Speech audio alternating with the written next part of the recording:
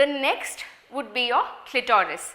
So have you ever wondered that from where did this term clitoris come from?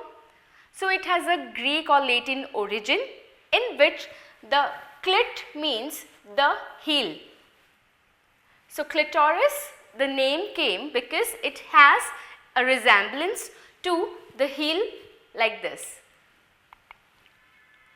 So now again in this external image, if you see the clitoris, it is present just at the very tip of your inner lips. So you can see these are the two inner lips, they are forming the clitoral hood, and just here you can see the clitoral glands.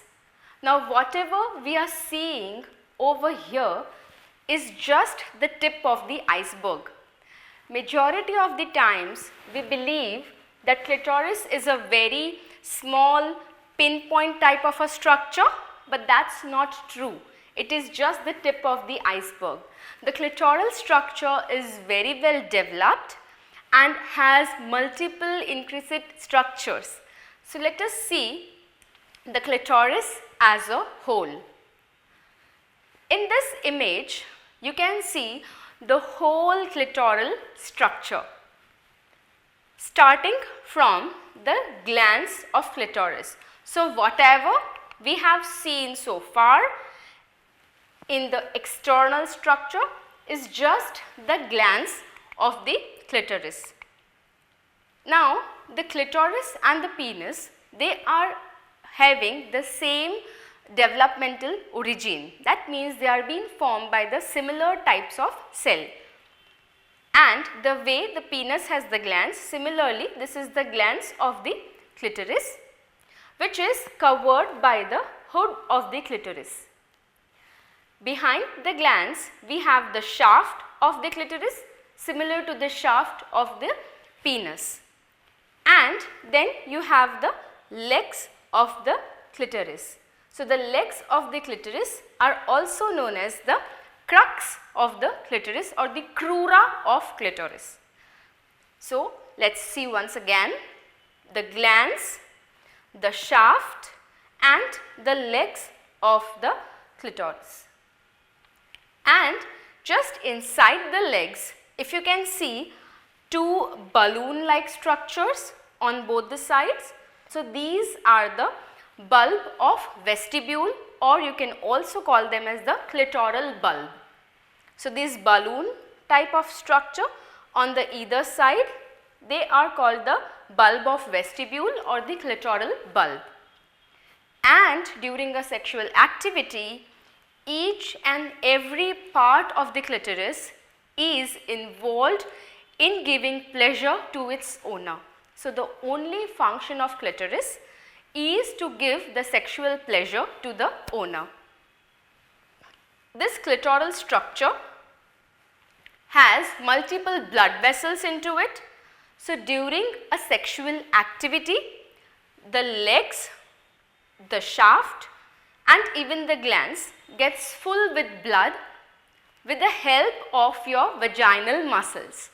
So your vaginal muscles, that are your pelvic floor muscles, do play a very significant role in increasing the blood flow towards the glands of the clitoris. And the increased blood flow leads to erection of the clitoris, that gives more pleasure to a female. The relation between your vaginal muscles and your clitoris we will be discussing in detail in our other videos. So you can again see this is just a simple model of clitoris which we have designed for our clinical purpose for explaining the patients. So if I zoom this image in, you can see this is the hood of the clitoris, which is made by your labia minora or your inner lips. This is the glands of the clitoris, the shaft of the clitoris, and then two legs of the clitoris. So this is the clitoral structure which we have just created for the understanding of our patients. The clitoris has around 8,000 nerve endings. Yes, you read it right. It has around 8,000 nerve endings, which makes it extremely sensitive. So, your clitoris is very sensitive because it has numerous amount of nerve endings. Also, the stimulation of these nerve endings are responsible to give you more sexual pleasure, and your stronger pelvic floor muscles, that are your vaginal muscles, are responsible to increase the blood flow to the clitoris during the sexual activity for attaining more pleasure. After the clitoris, the next part which we should understand is your vestibule. So, vestibule is basically the area which is present between your inner lips. So, you can see these are your two inner lips, and inside the inner lips you have the vestibule. So, the vestibule is the part where your pee hole and your birth hole are located. So, vestibule is the internal delicate structure between your inner lips, and it is the area which has the opening of your pee hole and the opening of your birth hole, that is urethral opening and the vaginal opening.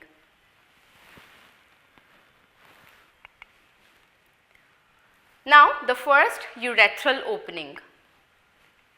Urethral opening is the first opening in the vestibule.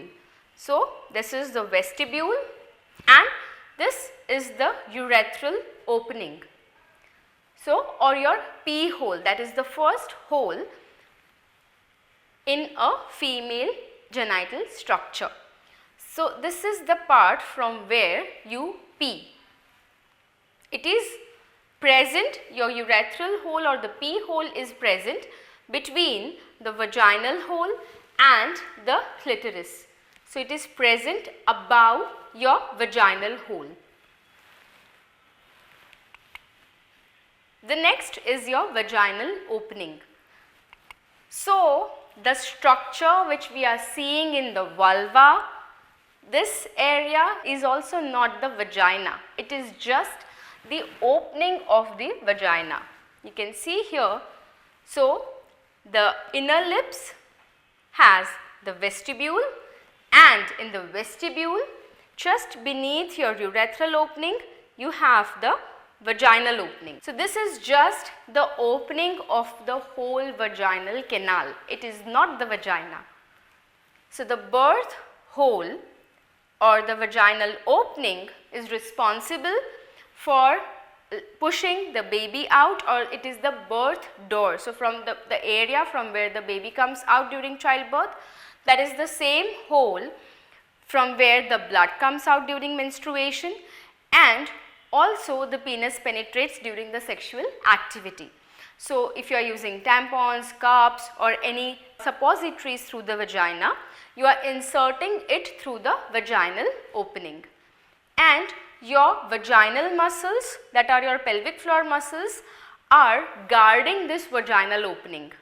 So, the stronger your vaginal muscles or your pelvic floor muscles are, the better would be the functioning of your vaginal opening.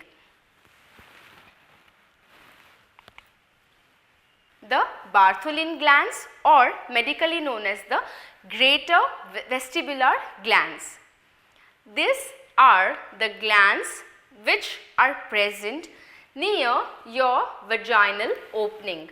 So, you can see the structure here, the external of a female, we have just taken out the skin and the other structures, and then this is how your muscles and internal structures look like.